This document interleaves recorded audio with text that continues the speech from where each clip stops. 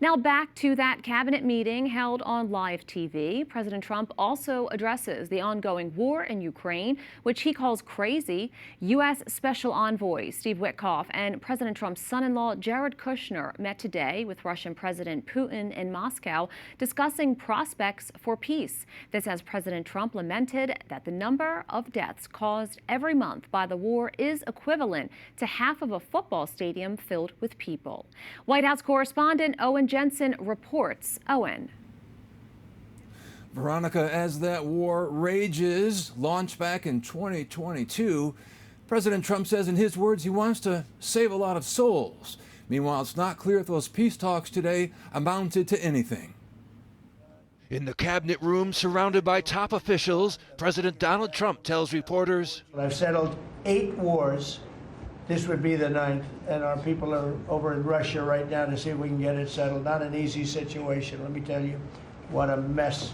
At the same time, the president hopeful he can save lives. We're trying very hard to save 25 to 30,000 people, mostly men, mostly soldiers, every month. Sitting around another table, this one across the globe in Moscow, U.S. envoy Steve Witkoff and Jared Kushner meeting with Russian President Vladimir Putin, discussing a draft peace plan. Putin, however, ahead of the talks, accused Ukraine's European allies of sabotaging U.S.-led efforts to end the war, calling their demands absolutely unacceptable.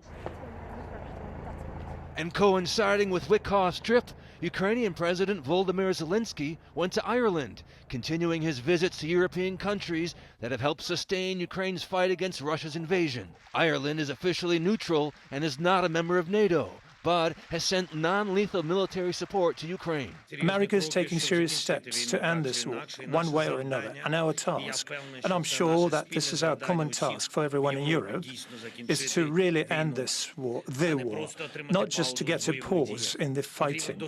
We need a decent, dignified peace. Zelensky said he was expecting reports later in the day from the U.S. envoys on whether talks could move forward. This after President Trump's initial 28-point plan was earlier whittled down to 20.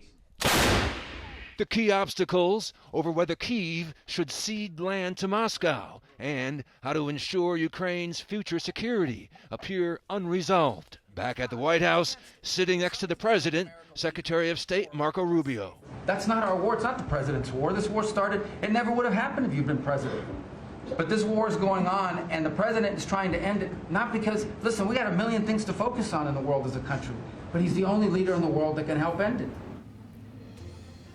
Now, at that cabinet meeting today, President Trump also told reporters he's waiting for an update regarding those peace talks in Moscow, where it's several hours ahead, and his peace plan relies on Europe to provide the bulk of the financing and security guarantees for a post-war Ukraine. At the White House, Owen Jensen, EWTN News Nightly.